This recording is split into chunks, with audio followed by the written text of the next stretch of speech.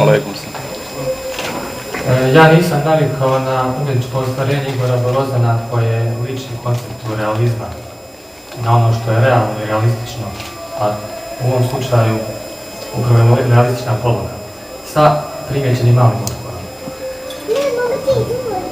Tome u svrhu najbolje možda poslužilo jedno pripovjedanje koje donosi Dželaludin Rumi u svojoj mesnevi, a glasi ovako: jednom su Kinezi izjavili da su oni najbolji slikari.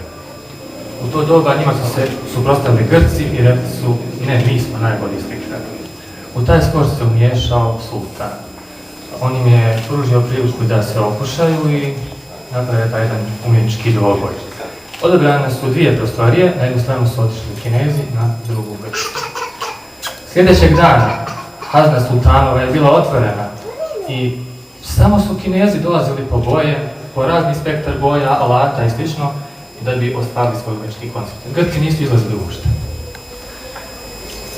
Kad je sultan došao nakon nekoliko dana da provjeri dokle se stiglo, radovi su bili završeni, on je vidio prvo radove od Kineza koji su tvrdili kao koliki su umjetnici i sultan je ostao izbezumljen.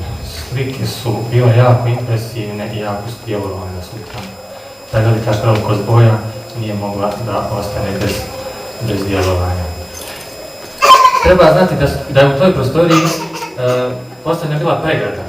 I kad su Grci spustili pregradu da pokažu svoje djelo, na drugoj strani se ukazala ista ona slika koju su napravili Kinezi. Šta se zapravo desilo? Grci su cijelo vrijeme samo glačali zid i od zida napravili ogledalo. U tom ogledalu impresivno se oslikava slika koju su Kinezi prethodno napravili. Veća je bila impresivnost boja i, tako da kažem, umjetničkih mirisa i raznih utisaka koje je pružilo to ogledalo.